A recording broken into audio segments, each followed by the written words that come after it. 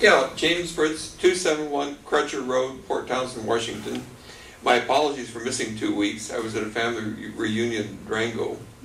I mentioned to one of our guides how nice it was to be in a funky old town that hadn't tried turning into a boutique, and there were no roundabouts. It was staying a funky old town.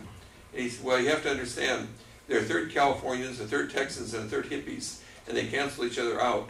So there's never going to be any roundabouts, and it's going to stay just like it is, a funky old town. We know 3 or 4 years ago, our current mayor at a council meeting said that the reason tourists come to Port Townsend is it's a funky old town, and they enjoy it being a funky old town.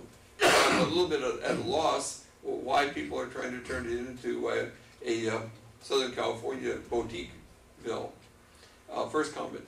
Second comment.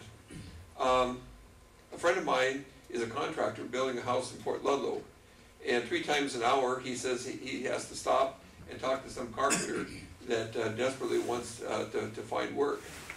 It's really getting nasty. You know, I heard the statistics just yesterday on television. 25% of the children now in the United States live in families below the poverty level, and Jefferson County is probably closer to 50 or 60%. We have to move heaven and earth to try to get some jobs. Raising the footprint to 50,000 square feet in the county would do a lot. We've got a couple of manufacturing plants that want to build 40 or 50,000 square foot plants, and of course there's the motel at Discovery Bay and things of this sort. But having, I think it's 20,000 square feet in the industrial park and 7,500 square feet out in the country. Let's face it, our whole economic policy was predicated on transfer payments from senior citizens. And the senior citizens have no money. They've lost money in the last 10 years on the stock market. And if you've got $300,000 in 2-year CDs, you're making 1% interest. So you're getting $3,000 to live on. So we can't count on transfer payments for senior citizens because they're tapped out.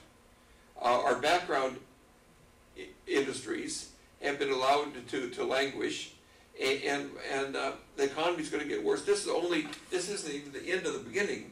This is only the beginning of the beginning. It's a downward spiral, and it will continue because the financial service industry manufactured $50 trillion worth of money, and $17 trillion has been sucked out, and we have a long ways to go before we hit the bottom.